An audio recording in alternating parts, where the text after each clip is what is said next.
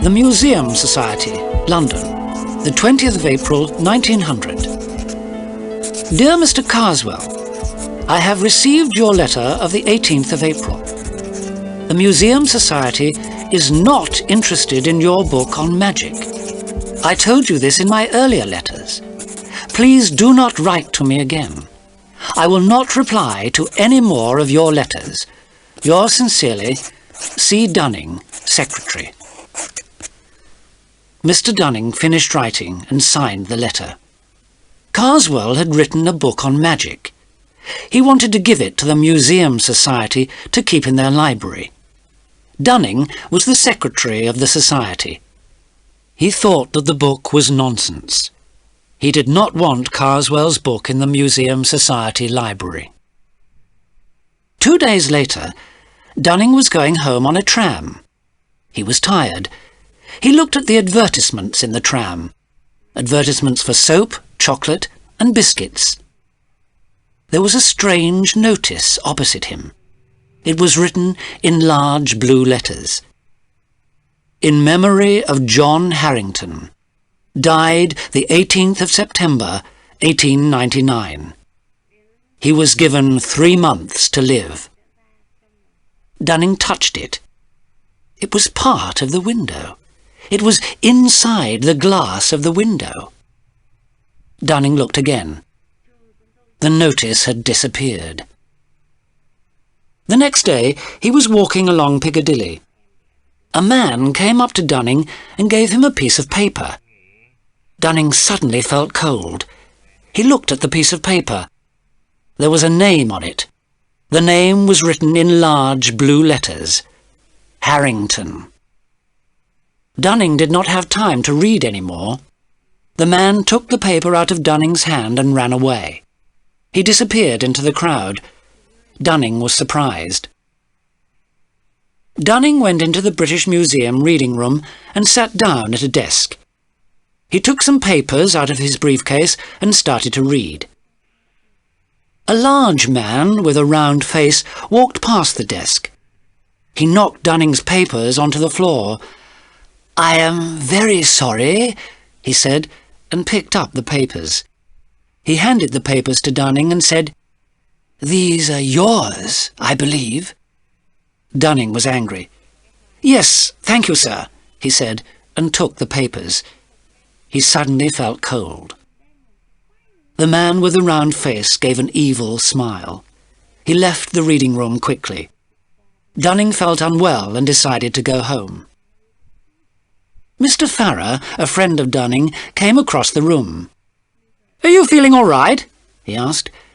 "No, I'm not feeling well," Dunning replied. "What did that man say to you?" Farrer asked. "Do you know him?" "No, I don't," Dunning said.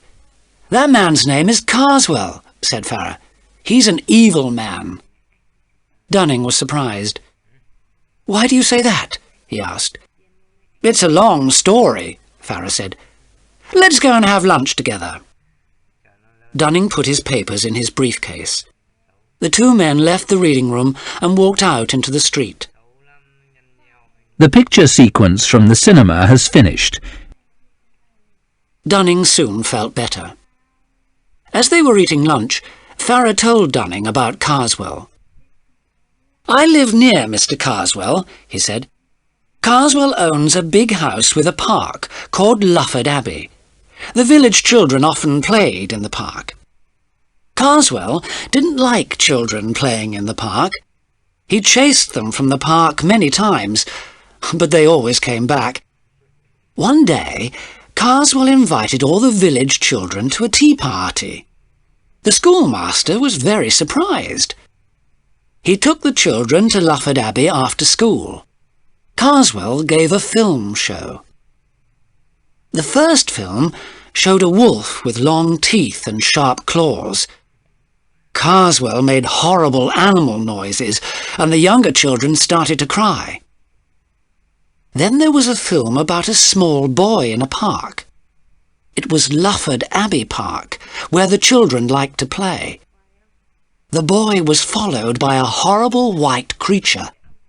The boy ran away, but the white creature caught the boy and ate him. The children were all very frightened. The children's parents were very angry with the schoolmaster and with Carswell, Farrar went on. But Carswell got what he wanted. No children play and laugh at Abbey Park any more. How horrible, said Dunning.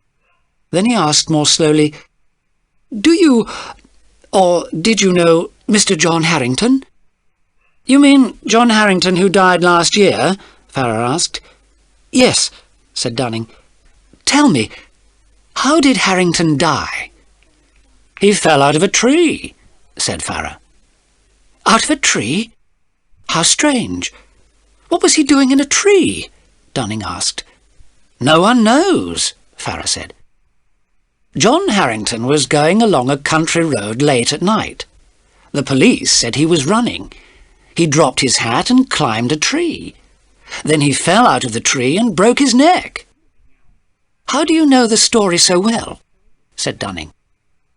I heard the story from his brother, Henry, said Farrar. You remember Henry Harrington, don't you? You were at university together.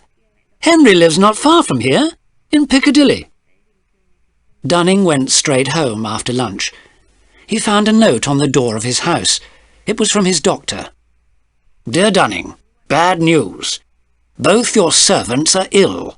I believe they ate some bad fish. They are in hospital.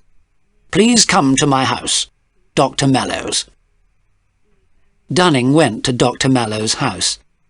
The doctor told him what had happened. Your servants bought some fish from a man in the street, the doctor said. They told me the man was selling fish to all the houses in the street. It is strange, but no one else is ill. The picture sequence from the cinema has finished. Dunning spent the evening at Dr. Mallows' house. It was nearly midnight when he went home. He was alone in the house. He went to bed, but he could not sleep. He heard noises, small noises, clocks ticking, doors creaking. He thought he heard noises on the stairs. Was someone coming up the stairs? He got out of bed and put his ear to the door. He heard nothing. He opened the door. He stood looking and listening in the dark. A warm wind came into the house. The wind moved past his legs like a cat. He turned on the light switch. Nothing happened. The electricity was not working.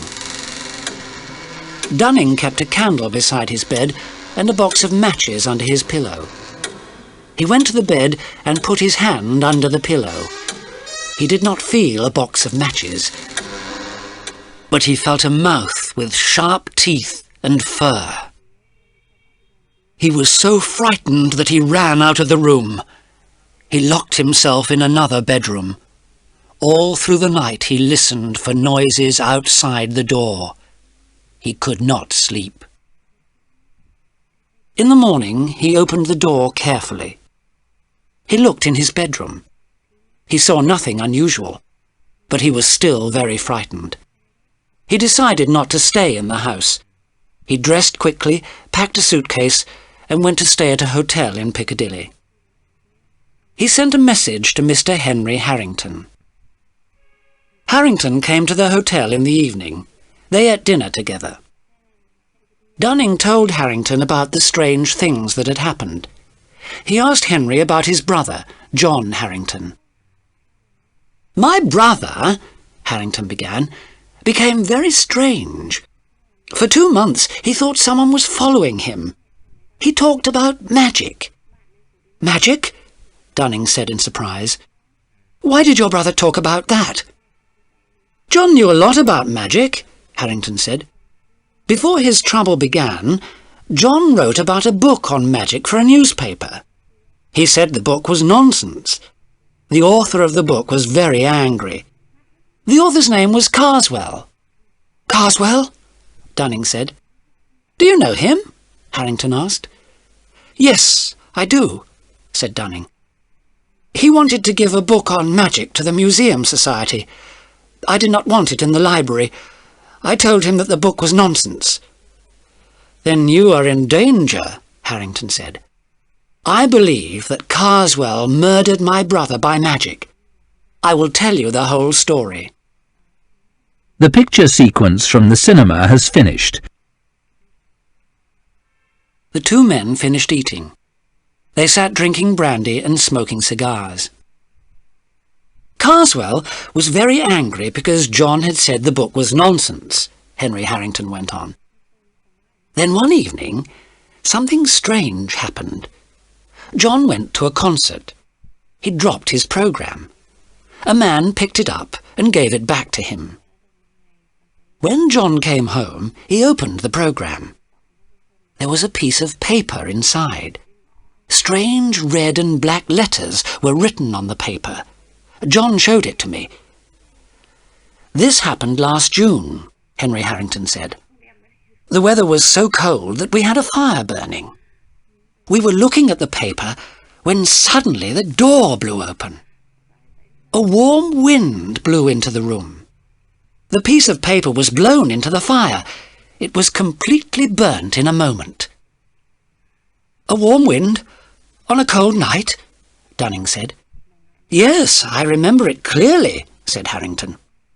It was like something coming into the room. From that night, John had strange dreams. He thought that someone was following him. He didn't want to go out. He kept the lights on in the house and didn't want to be alone. And did you see who was following him? Dunning asked. No, I didn't, Harrington replied. But I saw one other unusual thing.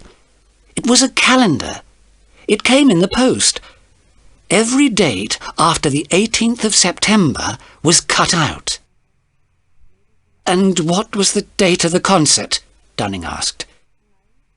It was the 18th of June, 3 months before my brother died, Harrington said. And your brother died on the 18th of September on a country road? Dunning asked. Yes, said Harrington. He was running away from something. The police say he broke his neck when he fell from the tree, but I think he died of fright.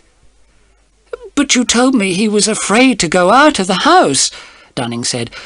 Why was he walking along a country road at night? Because about 10 days before he died, the trouble stopped, Harrington said. John felt well. Nothing was following him. He decided to go to the country for a rest. I see, said Dunning. Did your brother think Carswell was making this trouble? Yes, he did, Harrington replied. John remembered Carswell's book on magic. The book told of a way of killing enemies. A magician gives a paper with magic writing on it to his enemy. A devil or demon follows the enemy and kills him. But can the person escape? Dunning asked. Yes, he can, said Harrington. He can escape if he gives the paper back to the magician. My brother couldn't do this because the paper had been burnt. So you must be very careful. You must not take anything from Carswell. But I have, Dunning said and stood up. He handed me my papers in the museum. Then we must look at those papers immediately, said Harrington. The two men went quickly to Dunning's empty house. The servants were still unwell. The electricity was still not working. The house was in darkness. Dunning lit a candle. He was afraid. He thought that there was someone in the house. Someone was waiting for him. He opened his briefcase and took out his papers. He had not looked at them since he left the museum. He looked through the papers. Suddenly, something moved. A piece of paper jumped into the air and flew towards the candle. Henry Harrington was quick. He caught the paper before it was burnt. He looked at it by the light of the candle. He saw the strange black and red letters. "Look at the writing," he said to Dunning. It's the same as the writing on the paper given to my brother. What do we do now? Dunning said. We must give the paper back to Carswell, Harrington said. What day did you get it? Yesterday, Dunning said. The 23rd of April. Then we have 3 months, said Henry. We have until the 23rd of July. The picture sequence from the cinema has finished. Harrington paid detectives to watch Carswell. Carswell was in Lufford Abbey. He never came out. The problem was how to get into Lufford Abbey, or how to get Carswell out. There was no way of getting in. No visitors ever came to Lufford Abbey. They tried to get Carswell out of Lufford Abbey. They sent invitations to Carswell. They put other people's names on the invitations. They invited Carswell to dinners and to meetings. Carswell refused all the invitations. He never left Lufford Abbey. April passed, and so did June, and most of July. On the 20th of July, Dunning knew he was going to die. He wrote letters to his friends, and he wrote his will. That evening, a telegram came from the detectives who were watching Carswell's house. Carswell leaving Victoria Station by boat train for France on Thursday night, 22nd July. Now we can find a way of giving the paper back to Carswell, Harrington told Dunning. We can get on the train and sit near him. But I must give the paper back myself, said Dunning. Carswell knows me. How can I do it? Listen, said Harrington. I have a plan. You must wear a false beard and different clothes. I will get on the train at Victoria Station. I will find Carswell and sit near him. The boat train stops at Croydon. You will get on the train at Croydon and sit near me. We will be on the train together with Carswell. We will find a way of giving him the paper. Dunning waited at Croydon railway station. He was worried. The boat train was late. When the train arrived, Harrington was looking out of a window. Dunning got on the train. Harrington was sitting in the same carriage as Carswell. Dunning sat down and opened a book. The paper was inside the cover of the book. Dunning did not look at Harrington, but Carswell looked at both men carefully. Dunning was wearing a false beard and a large hat. Carswell stood up. He left his coat on the seat. He went out into the corridor to smoke a cigar. Dunning was going to pick up the coat, but Carswell turned round suddenly.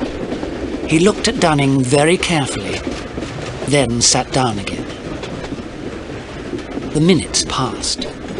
The train was getting nearer and nearer to Dover. Dunning was hot and frightened. How could he give the paper back to Carswell? The ticket collector came down the corridor.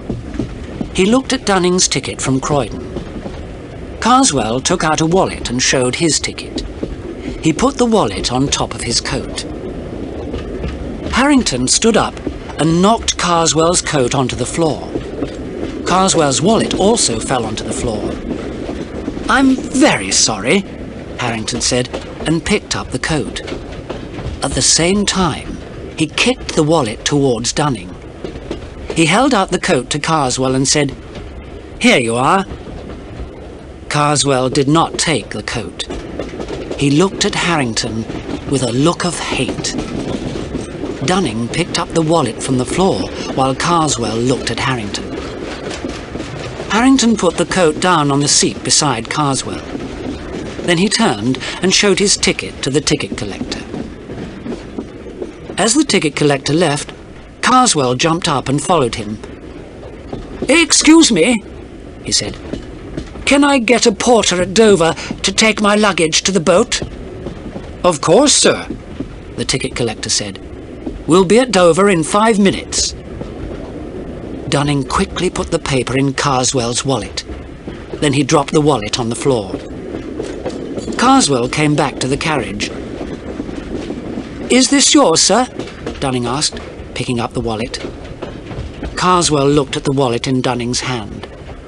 "Thank you very much," he said, and he took the wallet. He did not pick up his coat. The train slowed down. The carriage became dark. A warm wind started to blow. The train stopped at Dover Station. Carswell got off the train as soon as it stopped. "Porter!" he shouted. A porter came running. "Porter, take my luggage and my coat to the ship." He looked back at Harrington and gave an evil smile. Then he walked towards the boat. Dunning and Harrington waited on the platform of the station. The porter took Carswell's luggage to the boat. They heard an officer say, "I'm sorry, sir, you can't take an animal on the ship." Then a moment later, "I'm sorry, sir, I thought you had an animal with you. I see it's only a coat." Carswell got on the ship for France. Dunning and Harrington took the train back to London. 2 days later, a notice appeared in the Times newspaper. Abbeville, France, the 23rd of July, 1900. There was an accident today at St. Wolfram's Church. An English traveller fell from the church tower. He died immediately. The traveller's name was Mr. Carswell of Lufford Abbey. The picture sequence. Mr. Wilson,